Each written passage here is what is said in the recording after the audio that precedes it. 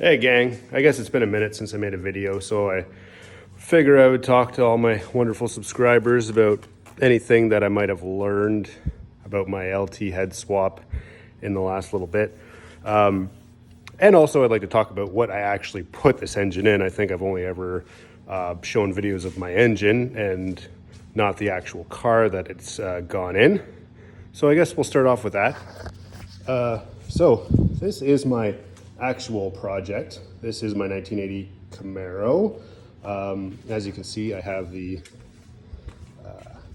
originally 6-liter LS block, which was turned into a 403 stroker with ported LT heads, custom cam to make the heads work with the block, and then an LT4 supercharger on top. Everything was just about custom made to make it fit. And I'll go over some other stuff later. For now, I'll just talk about my car, and if anybody had any questions about that. Yeah, 1980 Camaro. I got 1998 Camaro Z28 SS rims on this thing. I really like the rims.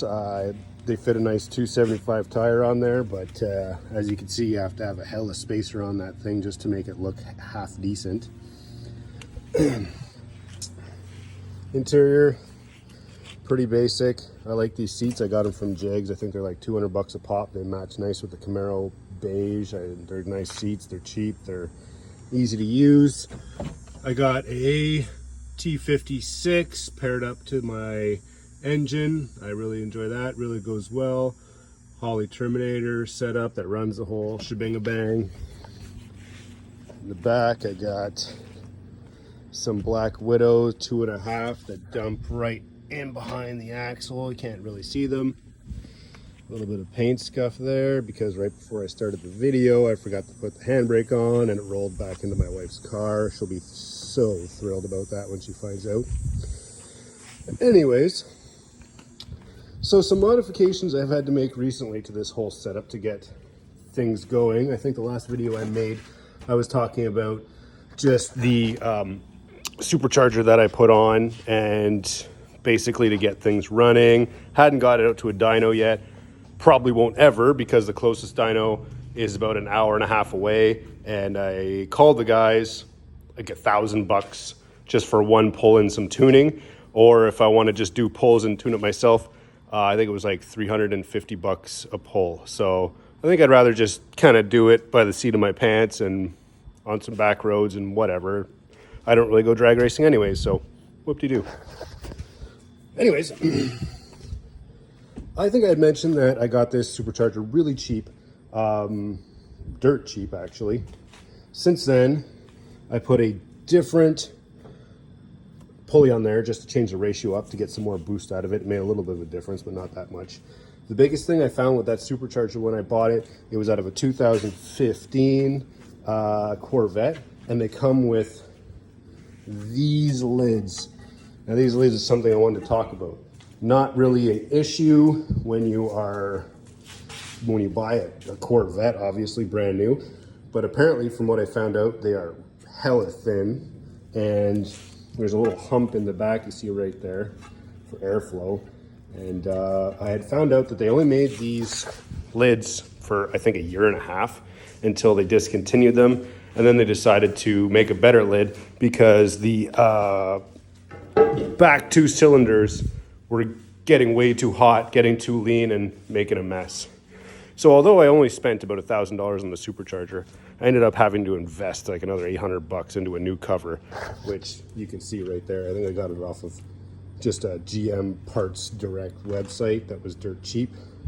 That if you decide to go this route, I don't know if you guys are out there doing the LT head swaps or not, but like I said, it's a good investment. I got this supercharger dirt cheap. I'm sure you can still find them out there. Like I said, you had to get the 2 high PSI plates to make them work. All in all, I think with parts and accessories and reusing stuff I already had, I think it cost me like $2,500 all in. I mean, which you can't argue with to put a supercharger on your car if you do it cheap and you do it yourself. The ICT plates, I think that I mentioned them in my last video, but since then I actually had to, can't see, those dowels in the back, I had to trim them down like a 1/16 of an inch because I couldn't figure out why, but because the LT heads are a little bit more forward than the LS heads, I was having a lot of trouble and the belt kept slipping off the pulley. And that was the reason for it, was because on my last alternator bracket, I had shaved it down to fit and I didn't do it on this one. And every time I'd go out for a ride, the belt keeps slipping off. So that solved that issue. So if you guys are getting the ICT stuff, just make sure to do measuring and make sure your belt all lines up, otherwise you'll have issues.